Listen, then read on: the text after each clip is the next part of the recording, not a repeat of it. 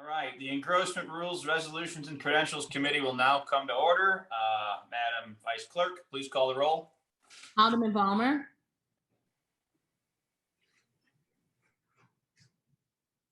Alderwoman Davis.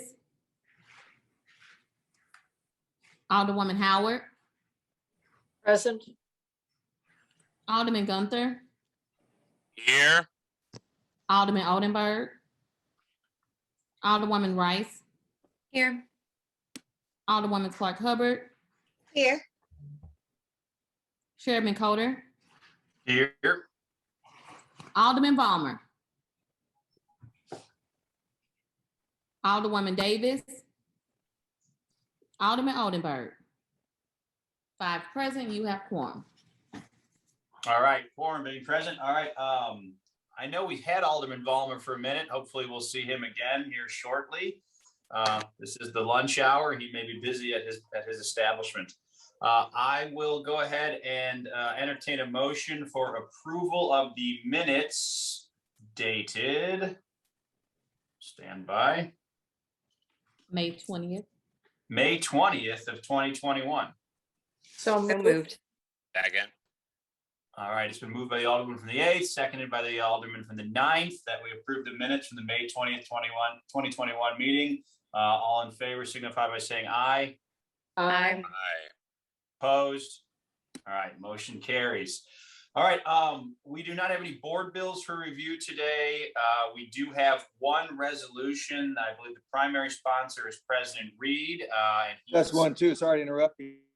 You hear me? Oh, the Alderman from the 10th has joined us. All right. I am here.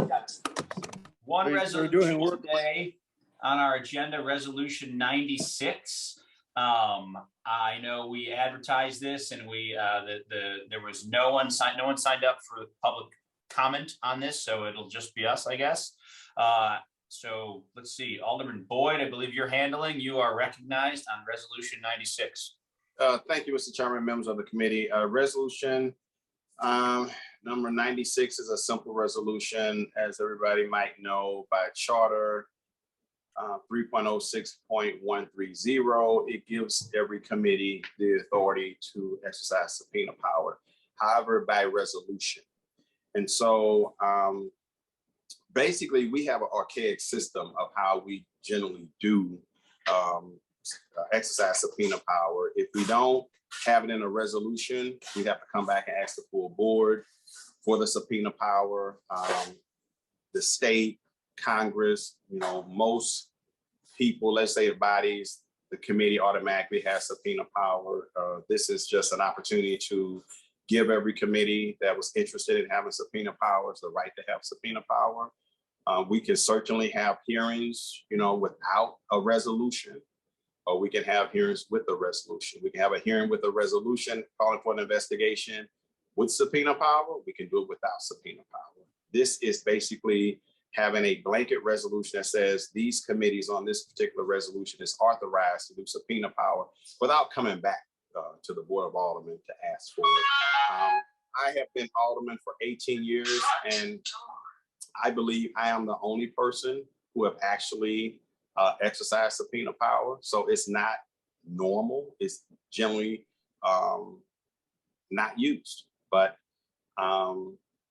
it's a step in the right direction. If we want to be progressive, we want to reform city government, we have to look at how we do business. And this is just a simple tool of us doing business more efficiently. And with that, Mr. Chairman, I'm open to questions. Okay, thank you, Alderman Boyd. I do want to point out that the Alderman from the 16th has joined us. Thanks, Alderman. All right, we'll go down the list and see if anyone has any questions on the committee. Alderman Vollmer. No questions. In fact, you can add me as a co-sponsor to the resolution. Thank you, sir. All right, thank you. Madam Vice Clerk, please add the Alderman from the 10th as a co-sponsor. I don't know if the Alderwoman from the 19th has joined us. Oh, there she is. Yes. Welcome. Any questions, Alderwoman Davis? No, am I a sponsor? I just want to make sure that I am a sponsor, that's all. You are, yeah, I see you on your name on here. Okay.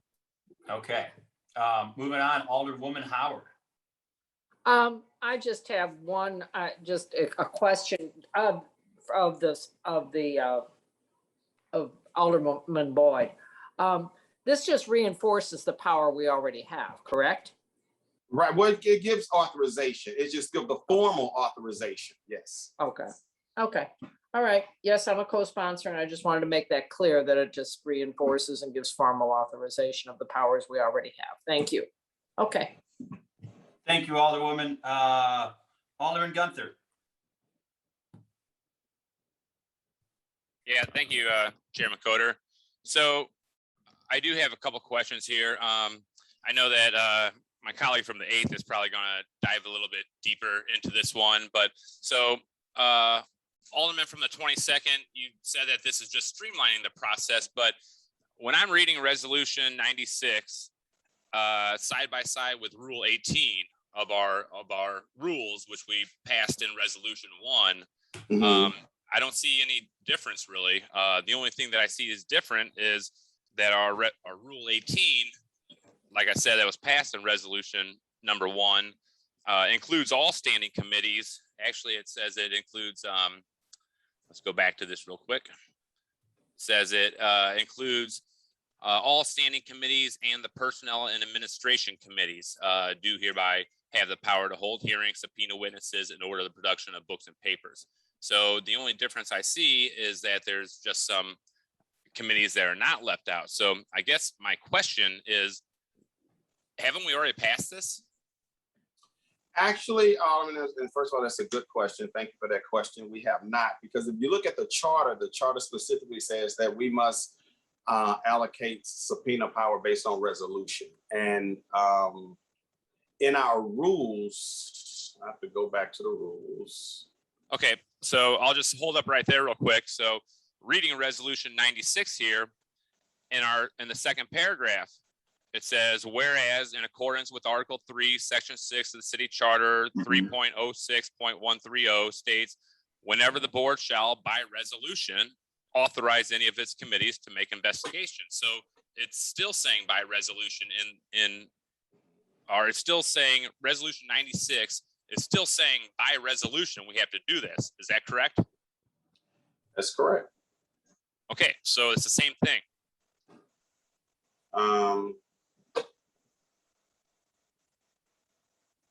Let me go to the rule. Yeah, it's Rule 18, and then in Appendix E is where it lines out the exact same thing that we have in Resolution 96.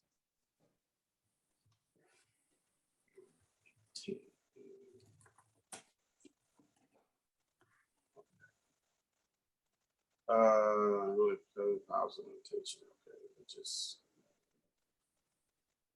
And I'll actually take that back. I'll say it's the exact same thing, but it excludes 4 committees. Okay, just a moment. Now you got it. Rule 18.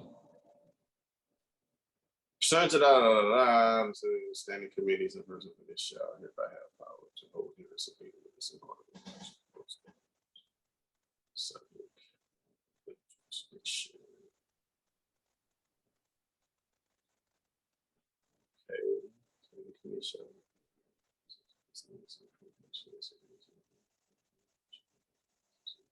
Okay, so it's saying in here pursuant to Article 4, right?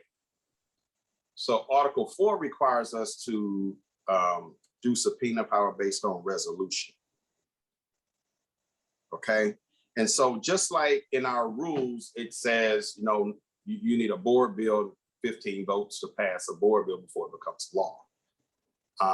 So technically, we have to authorize a committee subpoena power based on approving a resolution. And it's sure our rules is a resolution, but I don't think our rules just automatically allow us to have subpoena power because it says within our rules, each committee shall have subpoena power.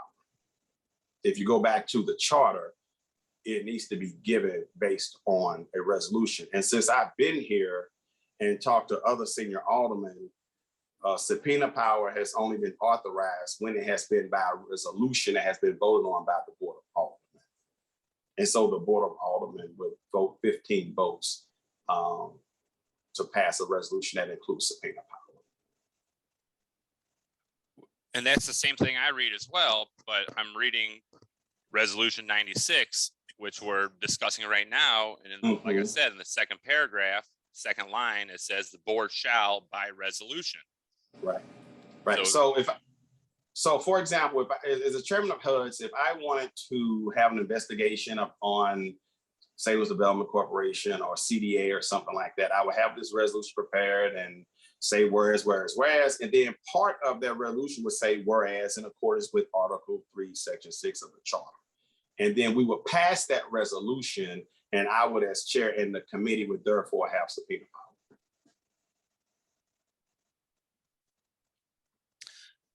All right. So I still believe they're the same thing, but I will go ahead and yield because. So let me ask you this then, Alderman, are you saying that this is a superfluous resolution and it's not necessary? Is that what you're saying? I'm just trying to figure out what the difference is between resolution number 1, our rules that we passed that mimics resolution 96. I'm just trying to figure out where the difference is here, because even resolution 96 says that we have to do it by resolution. Okay, so we pass a resolution based on our rules, and we agree to these rules based on resolution, authorizes us to govern ourselves based on these rules, right? It also authorizes us to pass board bills based on those rules. But you can't pass a board bill unless you get 15 votes. You can't get subpoena power unless you do it by resolution. Yeah, and guys, I don't want to wade in too Mr. much on this Chairman. intellectual exercise, but I would encourage everybody, when you're reading Rule 18, it references Appendix E of our rules, and I think you have to read 18 in conjunction with E. Appendix E, which is about subpoenas in particular. It's on page 30 of the rules, Right. which begins whenever the board shall, by resolution, authorize any of its committees to investigate, blah, blah, blah. I mean, I would think that language, admittedly, this could be clearer in our rules and maybe something we should look at. But I think that certainly, that phrase, that clause by resolution certainly contemplates there's a resolution necessary beyond simply passage of the rules to grant subpoena power. Exactly. Doesn't that say that in resolution 96 as well? Mr. Chairman, can I add? Yeah, Mr. President, just 1 second, sir. Sorry. Okay. Alderman from the 9th, I believe, isn't resolution 96 simply quoting that very language in Appendix E? Yes, it's in the Yes. whereases. He's referencing the whereases, which isn't the actual language. So that's Right. just in the whereases. So I All think right, he's confusing Mr. that. President, I want to go ahead and let the Alderman from the 8th chime in with any questions, and then since you've now joined us, you can have an opportunity to then respond and or close, depending on what we're going to do. Alderwoman? Yeah. Thank you, Mr. Chairman, and thank you, Alderman from the 22nd. And I'm sorry, Alderman from the 9th. I didn't mean to cut you off. If you have I additional did say I questions, yielded. go ahead. So, no, I said I yielded. Thank you. Thank you, Mr. Chairman. So I guess just wanting to jump in here to kind of parse out what I'm trying to ascertain the difference between Resolution 96 and what is currently passed as Resolution 1 as a part of our rules. So the whereas clauses of Resolution 96 are quoting the charter, the section 306.130. That is a part of it. That is exactly what is also in Appendix E that is referenced in Rule 18. So the now therefore be it resolved language is nearly identical to the Rule 18 language, with the tiny difference of saying we authorize the use, and in Rule 18 it says shall hereby have the power to hold hearings, subpoena witnesses, and order production. So I'm wondering what the difference is between shall have the power with a citation to the charter that is authorizing this via resolution and what Resolution 96 is doing. So since the president here, so Mr. President, you want to handle this or do you? Yes, I'll handle it. Okay. First, thanks for the question. So what the resolution does is it authorizes the power. So what was being confused earlier was just the statement of the whereas clauses leading up to the section that you just read. So where it says hereby authorizes, that's the authorization of the power to the committees. You know, at the start of every session, we pass 4 resolutions, one to hire staff, one to, adopt our rules and so on and so forth. What we're looking at moving forward is to have not just those 4, but a final one, a 5th one, to assure that that power is duly passed to the committees and the committee chairman to be exercised in the most extreme cases. A lot of chairmen automatically think that this resolution is already in place, but in actuality, it isn't. Some of the calls I received was people said, well, as a chairman, can't I just don't I have the power right now? And the answer to that is no, you don't, because the board has to authorize it by resolution, which is what we're doing now. And the whereas clauses is simply stating what is in the charter and what is in our rules, laying the groundwork for the actual authorization. Okay, so I guess leaving out Appendix E of our rules under Resolution 1 and the whereas clause of Resolution 96, I still don't see a functional difference between Rule 18, because it says pursuant to Article 4 and Article 25 and sections 3.06.130, et cetera, all standing committees and the Personnel and Administration Committee shall hereby have the power to hold hearings, subpoena witnesses, and order their production. So I guess authorized by the board. So the board still that is no, it doesn't say authorized by the board. No, but I'm saying the board still has to authorize the subpoena power. And we do that by resolution, which is what we're doing now. Okay, I do not see any functional difference at all between the two, between Rule 18 and between Resolution 96 that is here. And so the only functional difference is that not every standing committee is listed, and that was an opt-in versus a blanket covering of Rule 18 that covers all of our resolutions. So I guess the next question would be, are committees that are not listed in Rule 96 not authorized then to pursue a subpoena? Exactly. They at this point, they would not be authorized. If the committee chairman would like to have their committee added to the list, which is why I sent out an email asking any committee chairman who would like to have that authorization passed to their committee under this resolution to notify me. So Okay. everyone who requested their committee is in the resolution today. Okay, so can I ask then, if Resolution 96 passes, then walk me through the process for a subpoena being issued. So if, again, this is in the most extreme cases. Let's say the committee is, looking at something,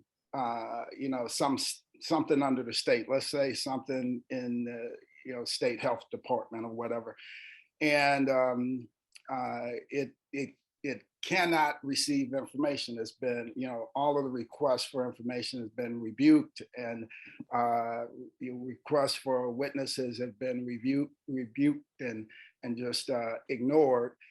Then the committee chairman would work with his committee to put together a subpoena. That subpoena asking for authorization to go to the clerk.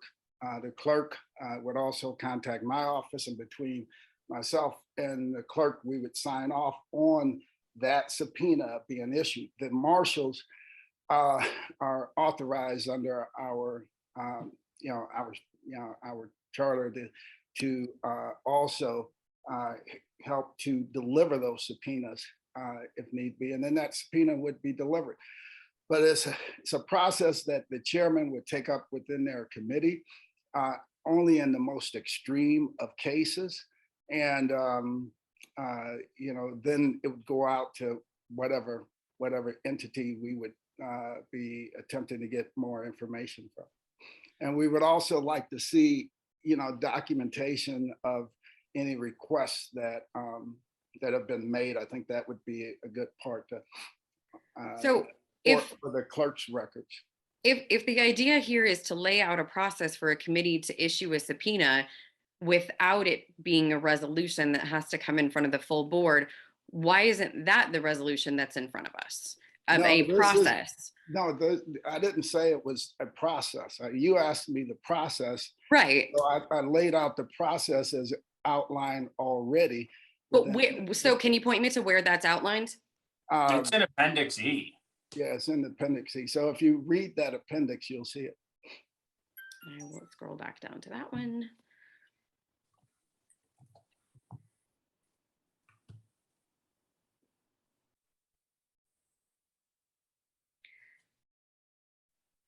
So, all right, so Appendix E states whenever the board shall by resolution authorize any of its committees to make investigation of any question or matter on which the board may lawfully take actions and shall empower the committee to send for persons and papers, then the committee shall have that authority. So this to me is this is asking for a specific question or matter on which that committee can lawfully take action. Well, yeah, I would assume that the committee would be doing something based on whatever specific question or whatever information they need to receive. But that's not how the charter reads. The charter. They put a subpoena together. The charter does not limit it and say that. Go ahead. I say that the charter to me reads that the full board shall by resolution authorize its committee to make an investigation of any question or matter. So and take action. That to me is a specific requirement for a specific resolution to come forward. And that is not what resolution 96 is. That's not how I read that. It's, we authorize it, but before a subpoena is sent out, that subpoena has to be under the purview of that committee. So, for example, my committee is personnel committee, right? So under personnel, I would not be investigating, state development issues, right? So it's based on what that committee is authorized to look into also. And if you read down in section 3 and 4, I believe it's section 3 or 4 of the appendix. Sorry, I do not have the rules with me. I just jumped out of another meeting and jumped in this. But I think it's section 3 and 4 of Appendix E, if my memory is serving me correctly.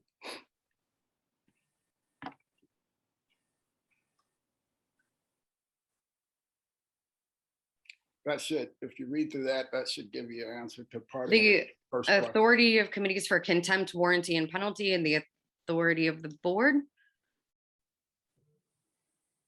That's section 3 and 4 under Appendix E. Is that what you're referencing?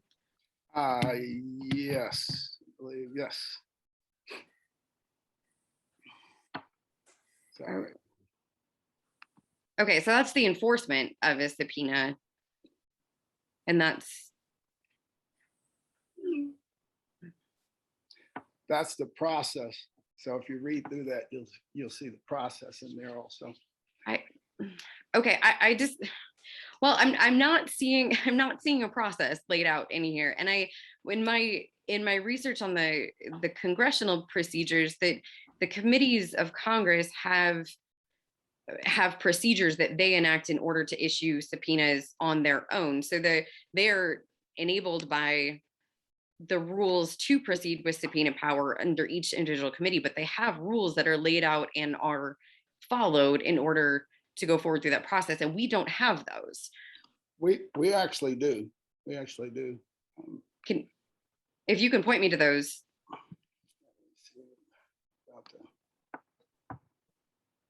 Because, so I guess what I'm trying to come back to here, so under the charter, the section that we're referencing here, 3.06.130, has some city councilor opinions that are referenced in here as well. And have you been able to take a look at those and refer to those in the process of issuing subpoenas? We haven't issued any subpoenas.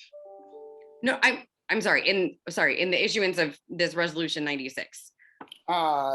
Yes. Which one are you referring to? So there's City Councilor Opinion 8768, which is back to, man, this one goes back to 1962. Mm-hmm. And then the second one that is listed is 10913, and that looks like it is from 1982. Mm-hmm. So these are specific opinions that were issued around this section of the charter that walk through, specifically the first one walks through Missouri jurisprudence and Missouri state law when it refers to the subpoena authority, and then how that applies to the Board of Aldermen. And whereas any subpoena that is issued has to be pertaining to a specific legislation that is in front of that committee, so that a committee can't just, like you said, a HUD's committee couldn't say, hey, I want to talk to personnel, right? Like that's not, unless it's within the scope of pending legislation. Exactly. So that has to be in there.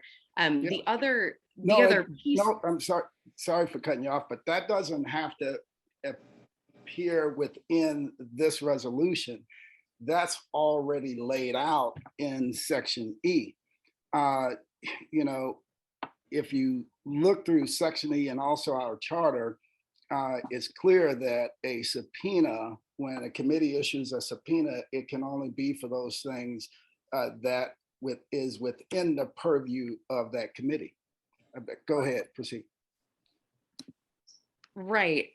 I am saying, I think that, so because this language, the resolution in the language in resolution 96 is identical to the language in our rules that we passed Rule 18 under resolution 1, that there still needs to be a further resolution with specificity, because that's what these city councilor opinions are referencing, is that there is a specific, there is a specific request that has to come in front of the full board when it is issuing a resolution. That so to me, there's a difference here between authorizing subpoena power, which we have under the charter, which we have under this section, and then the issuance of a subpoena itself. So the powers we have already given to the committees via resolution 1. If there's going to be an actual subpoena issued, it has to be specific, it has to be within the legislative purview, and we don't have. The way that these have always proceeded through the Board of Aldermen is through a separate resolution that is then voted on within the committee. Because if we don't have a separate resolution, then what is the committee voting? Where does that document get produced that a committee is voting at? We don't have anything in our rules to write another document that we're voting. We have bills and we have resolutions.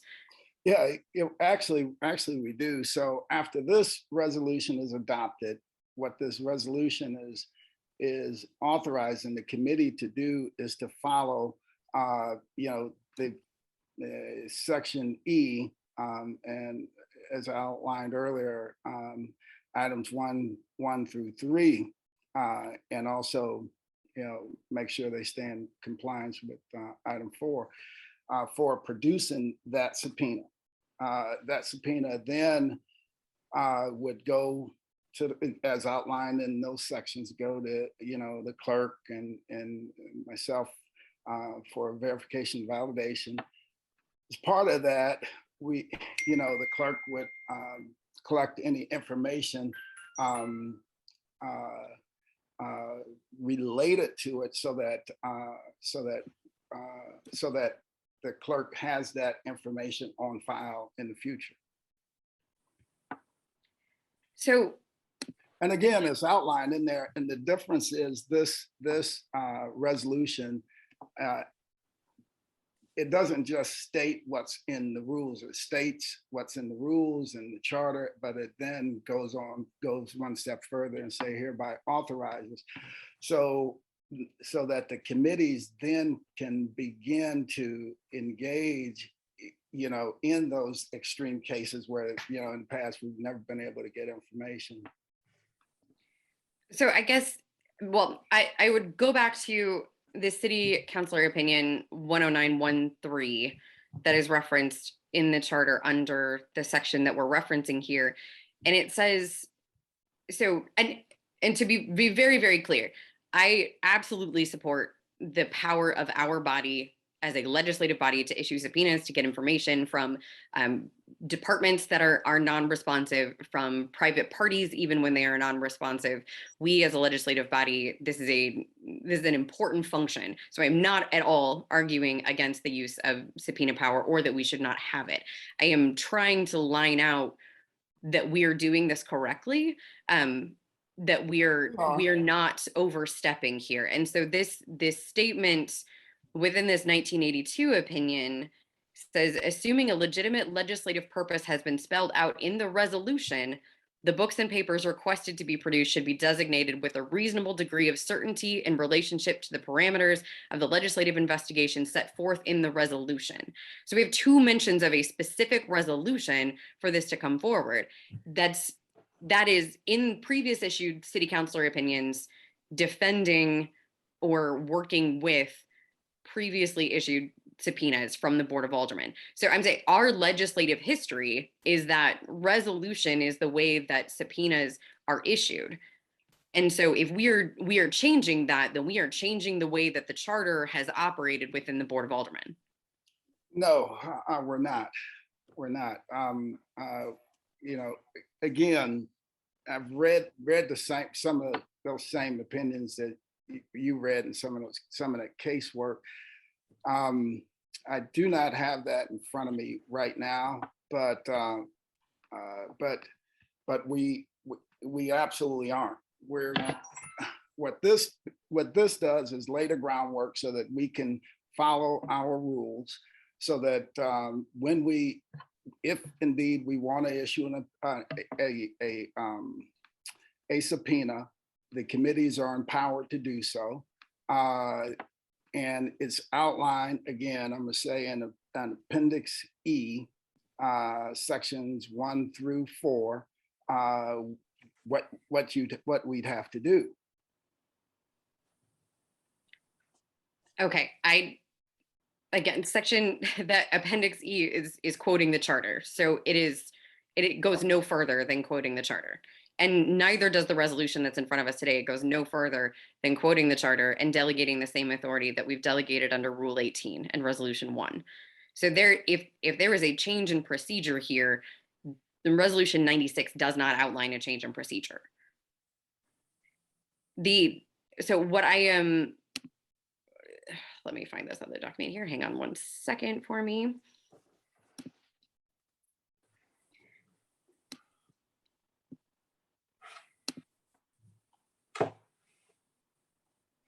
The other question I would like to clarify, the second whereas clause, I want to make sure that we are citing the right section here. So it says, in accordance with Article 3, Section 6 of the city charter, under, I've got Title 3, Chapter 3.06. I just want to make sure that we have that reference correct on. There's just, is that the, I guess, and maybe that's a question for the clerk, if that is spelled out correctly, if article and title is interchangeable.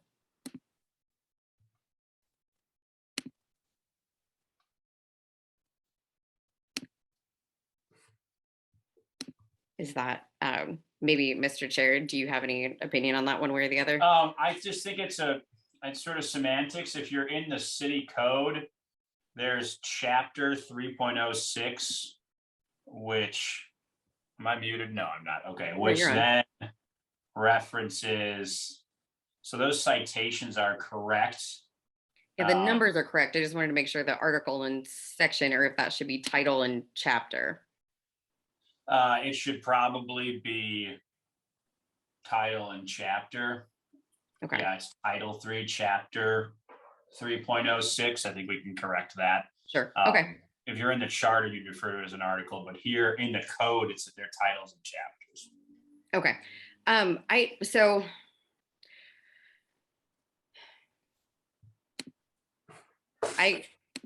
I guess I'm still not seeing any functional difference between what we have already passed in Resolution 1, Rule 18, along with Appendix E.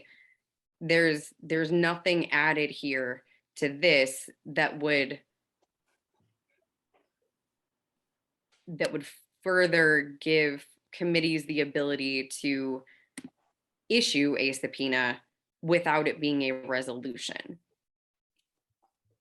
I think the charter is pretty specific to resolution there. That word seems to carry a lot of weight.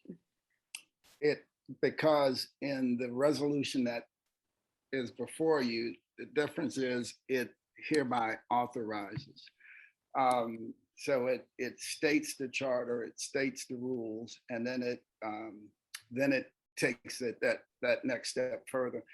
And then when you look at the other requirements under the charter and our rules, is that the committees would not be able to engage in matters that aren't duly before them. So all of that all those boxes are checked, and we are in complete compliance. We looked at this, for quite a while. And again, this is one of those things that we've worked on for a number of years to get it to where we can streamline the process.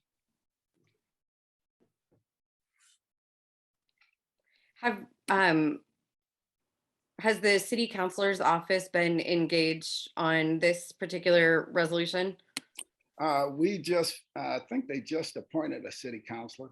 I think the city just got, just got a permanent city council. So no, you haven't asked on this resolution. No, I have not asked the city council. Okay. I am curious.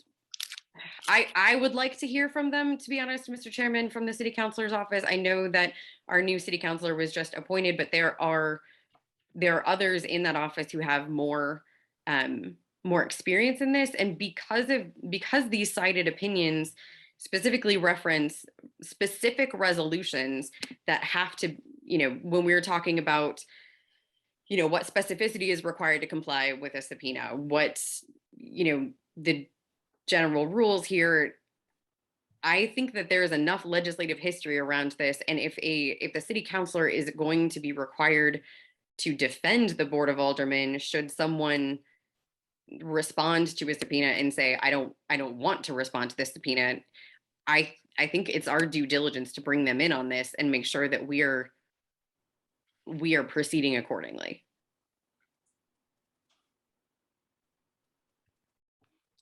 Mr. Chairman, if you will, I'll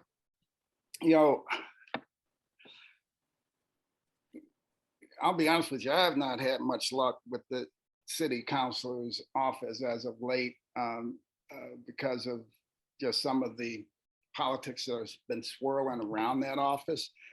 I think that this is a easy resolution. I think any resolution that we look at can be made more complicated than it is. I think, between the charter of the city of St. Louis and our rules, I think it lays out clearly, the process that we're taking. We are adopting this by resolution, which is in compliance with the charter and our rules. Nowhere does it say that we cannot do this. And again, each subpoena that would be required or requested would be things is required that it's under the purview of that committee, and it has to then follow the process that's laid out in our charter and in our rules.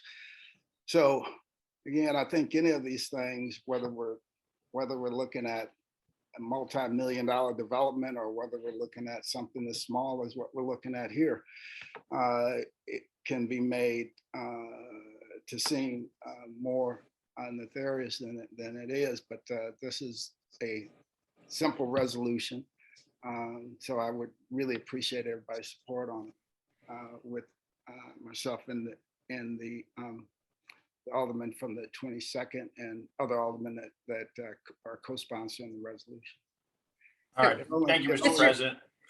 Alderwoman, do you have more questions? Well, I guess that was a question for you about whether or not, as the chairperson, if you'd be willing to let us have or invite the city councilor's office to speak on this. No, I'm not doing that. We're going to take a vote today. Okay, well then, if I could, I have just a bit more here. Mr. Chairman, if I may, since I'm a co-sponsor, because I want to respond to some questions that I want from the 8th half, so that I'm clear on where she's going as far as, anxiety. So let me make sure I'm clear. So you're of a position that Rule 18 gives each committee subpoena power, period, dot, already. Is that my understanding? Is that your argument? So I think that the charter requires two things here, that subpoena power is authorized via resolution, and then the way that this has always functioned in the past is that a second resolution is coming through the board that the committee votes on. That's where the committee has that power. So we've authorized in general through resolution 1 that subpoena power exists within the committees, affirming that what's in the charter. Then that resolution is what that actually issues the subpoena. So there's a power versus an issuance. Okay. That issuing the subpoena comes in the form of a resolution through the full board. Okay, so this resolution 96 would give these committees that power. Is that your understanding? Based on what you said, we're doing would redundantly grant the same power that we've already granted. Under the rules. We're not redundantly. That's what you asked what my position is, and that's what my position is. But Alderwoman, listen, you just said that we have to come the full board based on we have Rule 18. Then you said the full board has to, by resolution, grant subpoena power. That's two different things, right? We passed the resolution for our rules, which includes Rule 18. Then we have to pass a resolution granting subpoena power. Isn't that a two-step? No, so I said that the differences between the power and the issuance is in the way, I'm restating myself again, that the power was granted under resolution 1 per the charter. We have this power as the committees, but the issuance of a subpoena comes in the form of a resolution. And so that's what I was trying to clarify, is that if this resolution was attempting to change that process, that a subpoena has to come in the form of a resolution, then this resolution doesn't change that process. This resolution merely restates what we have already passed under resolution 1. No, it does not, because as the president said, when you go to the now therefore be it resolved, you got to go to that portion. Forget the whereases. Yep, it's go to the nearly identical to the language in Rule 18. The whereases tell you how to function, right? So let me just read Rule 18. Pursuant to Article 4, Section 8, and Article 25, Section 10 of the City Charter and Section 3.06.130 to 3.06160 of the Revised Code of the City of St. Louis, 1980, annotated, all standing committees and the Personnel and Administration Committee shall hereby have the power to hold hearings subpoena witnesses, and order the production of books and papers relating to any subject matter within its jurisdiction. Then you go to Appendix E. So our rules are further defining how we govern ourselves based on a subpoena. So therefore, what it says is, if I'm the chairman of HUD's, I should not be sending subpoenas to the public safety director, because that person has something to do with HUD's. So we're further defining. And so if we say within the purview, and resolution number 96 is basically granting subpoena power to those committees who want a subpoena power. Based on our rules, you can only subpoena based on your jurisdiction within that committee. So I'm not sure where the anxiety is. If you feel that the charter and the rules already grant subpoena power, then this conversation is moot. And it's like a benign resolution. So pass the resolution and keep it moving. What's wrong with that? That is why I was attempting to clarify what it is, in fact, this resolution is it pertaining to do. Because to me, the now therefore be it resolved language is nearly identical to Rule 18, only Rule 18, not the appendix, because the Appendix E is actually the same language as is in the whereas clauses. It's the exact same language. So the now therefore be it resolved, the action statement of this resolution says that we authorize the use of subpoena powers for the following Board of Aldermen committees.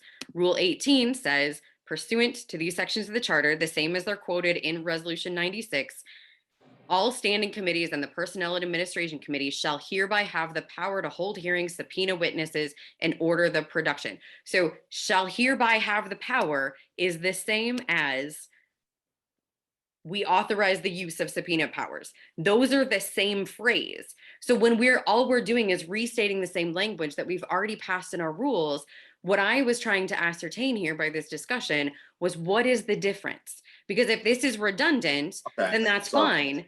Then this is redundant, but then the resolution process for issuing a subpoena still stands, because that is the standard and practice of this body as we've operated throughout the last 100 years. But it's not redundant. All right, That's the I'm point. stepping in here. That's the point. Thank you. But I Alderman. tap out. Thank you. All right, we got it clearly. a Mr. difference of, Chairman. Opinions here. We're going to move forward. I want to take questions from the Alderman from the 26th before I do. Mr. Chairman, if you could, I was interrupted by the Alderman from the 22nd. If I could just finish, please. No, I'm sorry. We're done. I'm not having this back and forth anymore. I don't intend for a back and forth. I would love the opportunity to finish with my thoughts. You can finish your thought. You've got 30 seconds. Okay, so if we are not, subpoena authority is a necessary and good as a legislative body. It is a necessary part of our checks and balances. It must be done correctly. The charter and our legal opinions have said that they need to be clearly defined for legitimate legislative purposes. Issuance of a subpoena has come historically through a resolution of the board. That is what the city councilor has had to defend. And I think we owe it to the public and to our departments to not further degrade our discourse by threatening subpoenas when we can be requesting documents, we can be requesting appearance of folks at our committees. I think that helps us all move forward in a better, more collaborative environment. And if we come to the extreme circumstance that we are not being met, then yes, we should issue subpoenas, but it should come through a resolution the way that it has always been done, so that we are clear, we are thoughtful, we are operating within legal boundaries as the city councilor is going to have to defend. Thank you, Alderwoman. Alderwoman Hubbard, you're recognized. If you have any questions. No questions, thank you. Okay, thank you. We have a number of members present that aren't on the committee. If any of them have brief questions, I'll entertain those. Otherwise, we're going to move on. Anybody?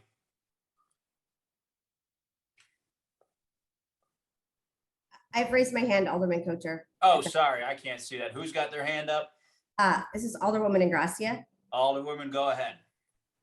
Thanks so much for letting me spend some time. I echo the Alderwoman from the 8th support of subpoena power for the Board of Aldermen. I think it's incredibly important. And as a chair of a committee, Health and Human Services, wanted to sign on to this with immediacy and then retracted my support because although I'm not an attorney, I was a paralegal for a number of years and know that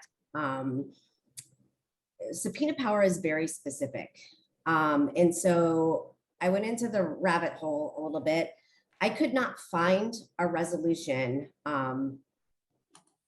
whether or not we agree or disagree on whether or not resolution 1 gave us subpoena power. All of the resolutions that preceded a subpoena in the 5 years that I could find, and even diving deeper into some city councilor opinions in 1962 and 1982, all were extremely specific. And I think that, chapter 3 of our code addresses this. It specifically states that there have to be questions or concerns. It doesn't allow blanket subpoena support. And I just think we're overreaching here. And I don't know what the thought is on why we're moving forward in this manner. I mean, our code, our charter, and our rules all address this issue. And there's case law on this. It may be old, but it's still a precedent, ex parte Holman, where some of these issues were discussed, as well as city councilor opinions 8768, 10913, and others have explored this issue. So I just want to pause, because as also a member or a chair of a committee who thinks that there may be some decisions coming down the way that would require our committee to consider drafting a subpoena, that A, we're doing this legally and in the right way, and B, that it's not going to be punitive to me if I don't sign on to my committee with this resolution today. Although it seems duplicative to me and unnecessary, I just don't know why we would do away with, in this respect, over 50 years of legal opinions from the city councilor's office and precedent and case law to just sign on to something that's this broad. And so President Reed, if you don't mind, I'm just curious, because you've been at the board longer than all of us, what your thought process is in this being so much different than any other effort to enact subpoena power. Well, first, thanks for the question, Alderman.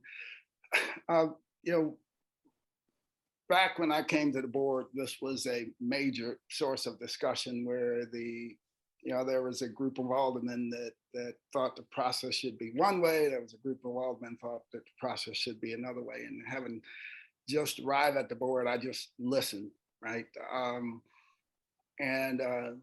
If I remember right, Alderman from the 8th, Steve Conway, was very vocal, one of the aldermen that were very vocal on the floor on this issue at the time. And after looking at it for a number of years and looking at ways to streamline our operations so that the committees will have all the powers that are vested within them via the charter, and to put a specific process in place so that the committees can do their jobs in a way that would remove some of the underlying politics and wrangling from around some of these issues. So, if you read the charter, section 8, one of the things that it talks about, if you go like 4 sentences down. I'm sorry, if you just really quickly, I apologize for interrupting you. I hate when you do that. But section 8 of which article are you referencing? Hold on a second.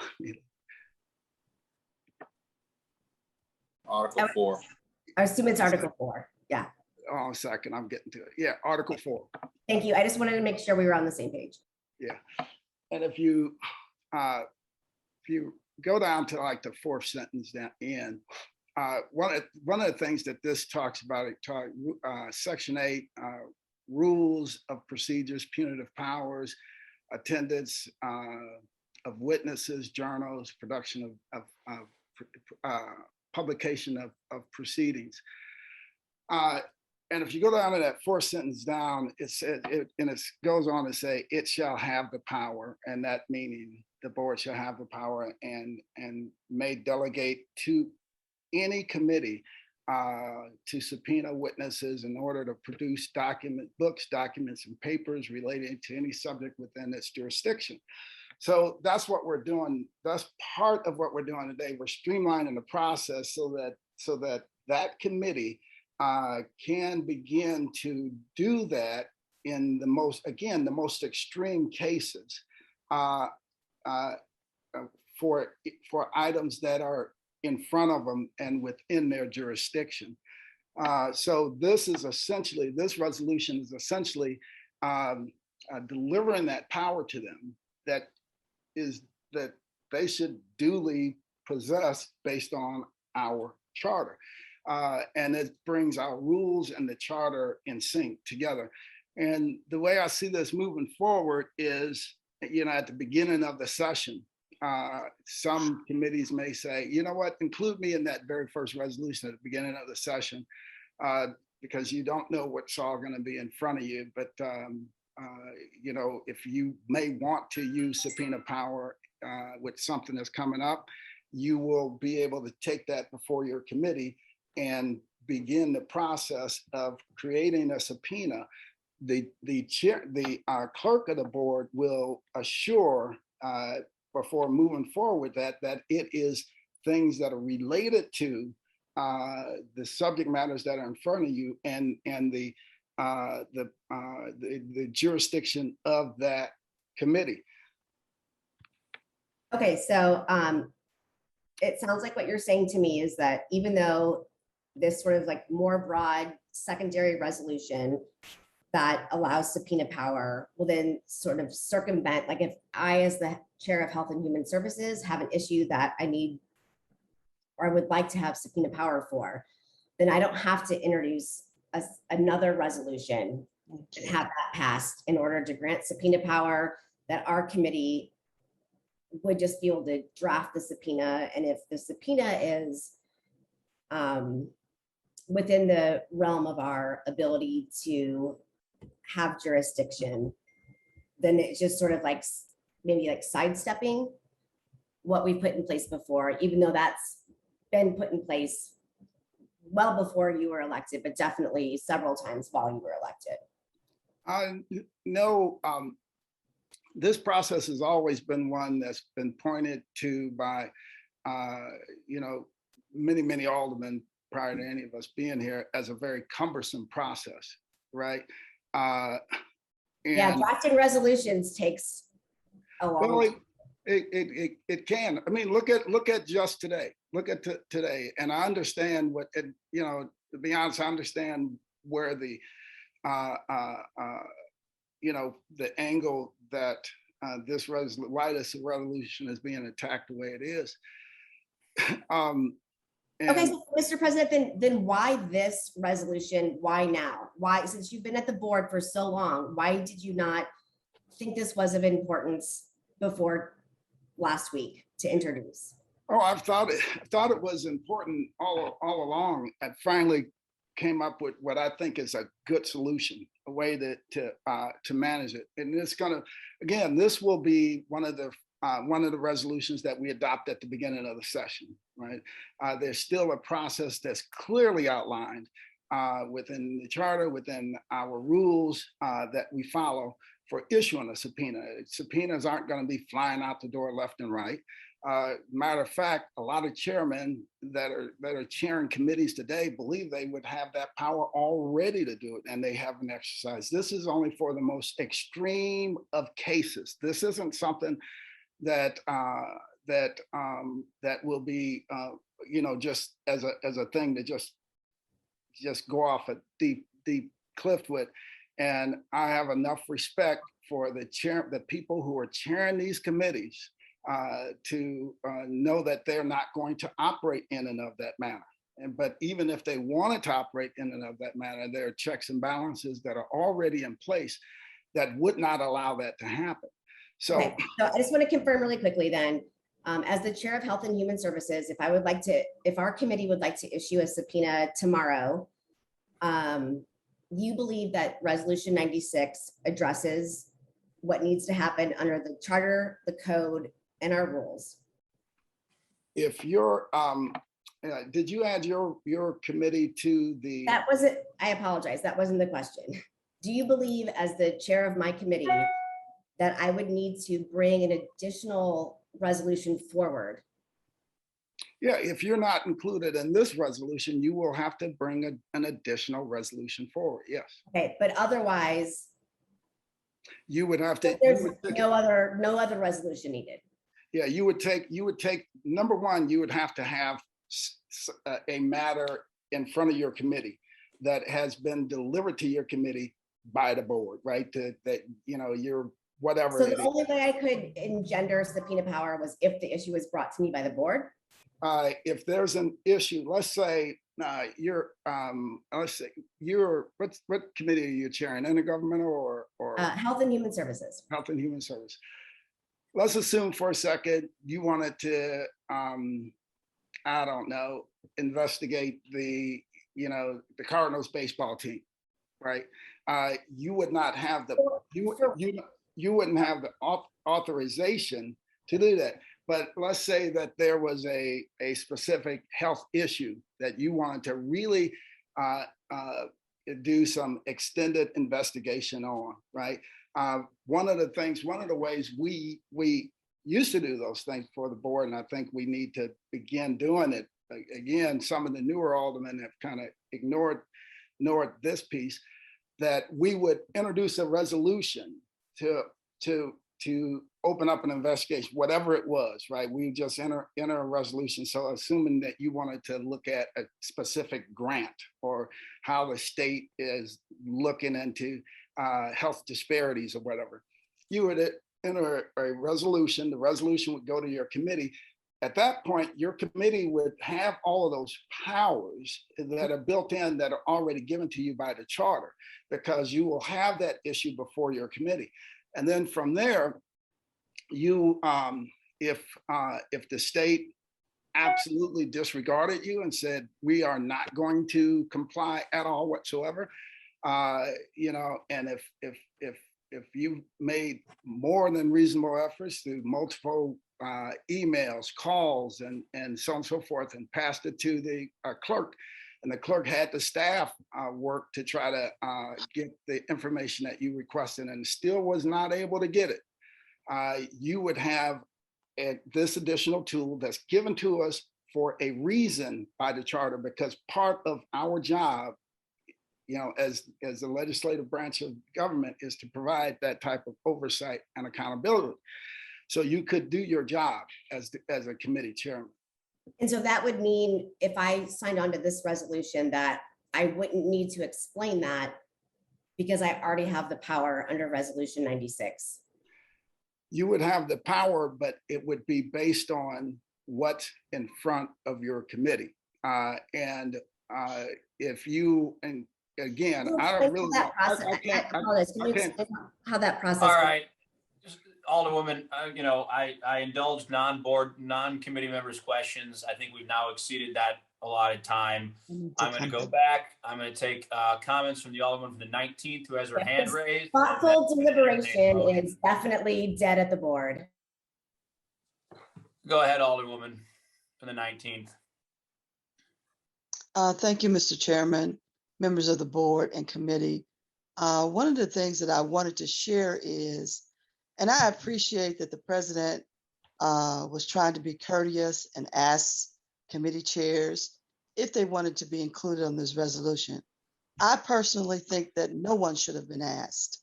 This board of aldermen does not belong to individuals. The rules and charter does not belong to individuals. It belongs to the city of St. Louis and we are our own county. Whether I am an alderman or you are an alderman, or there's a President Lewis Reed, that it belongs, it is a government body. It doesn't belong to individuals.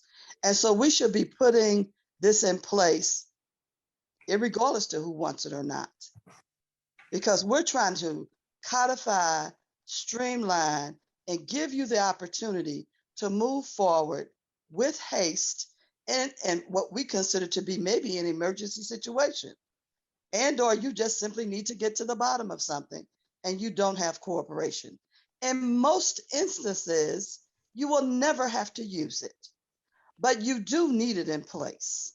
Our way of governing has changed to some degree, and we will see even more change as we move forward. So it doesn't matter who's elected at this moment. It doesn't belong to us. So I want to see us put this process in place because I think it's needed. It amazed me how people were speaking against what this is, because every question they asked took you back to why we're doing this. And yes, it's a process that helps. So I'm not asking anybody to change anything, but I just want to simply say to you, it doesn't belong to any of us as committee chairs. It belongs to this city and the government of legislative process and procedure. Thank you, sir. Thank you, Alderwoman. Mr. President Reed, are you still there? Where are you? You are. Yes. Yes. Any closing thoughts? No, I'd just like to, again, ask everyone for their favorable support on this resolution. This is not that difficult of a resolution. It's powers that, matter of fact, it's powers that a lot of committee chairmen feel like they already possess. This formalizes that. I have faith within the chairman of the committees that they're going to follow the rules that are set forward. And I have supreme faith in our clerk to assure that we remain in compliance with the charter and all applicable rules of the Board of Aldermen moving forward. So with that, I really would appreciate your favorable support on this resolution. All right. Thank you, Mr. President. All right. The chair will entertain a motion for a due pass recommendation on resolution 96. I move that we proceed with resolution 96. With what? A due pass recommendation? Due pass recommendation. Sorry, I'm outside. All right. There's been a moved by the Alderman from the 10th, seconded by the Alderman from the 14th. That we pass resolution 96 with a due pass recommendation. Madam Clerk, please call the roll. Alderman Vollmer, Aye. Alderwoman Davis, Aye. Alderwoman Howard, Aye. Alderman Gunther, No. Alderman Oldenburg, Aye.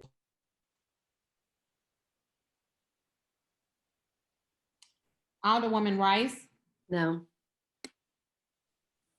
Alderwoman Clark Hubbard, Chairman Coatar, Aye. President Reed. Aye. 6 aye votes and 2 no votes. All right. By vote, we sustain the motion of the Alderman from the 10th and passed resolution 96 with a due pass recommendation. All right, moving along our agenda. Thank you, President Reed, Alderman Boyd. Let's see here. Stand by, I gotta find my agenda. I didn't print anything out here. There we go. Okay, we have no committee discussions at this time. Any announcements from members of the committee? Alderman from the 8th. Yeah, I just actually had a question to follow up on our last conversation when we met back in May. We were talking about a slate of potential rule changes that were coming from the clerk. I just wanted to know if we had any update on that or an approximate timeline of when we might be meeting next on those. A good question. I will get with the clerk and the vice clerk to go through those, and then we'll circulate them to the committee, and we'll have a follow-up meeting, in the next couple of weeks. But we will get moving on those. And in light of today's discussion, maybe some clarity on other sections of our rules. Thanks, Alderwoman. Okay, thank you. Okay, any other announcements? Nope, not seeing any. Okay, I believe all members are present, so we have no excused members. With that, the Rules and Engrossments Committee is adjourned. Thanks, everybody.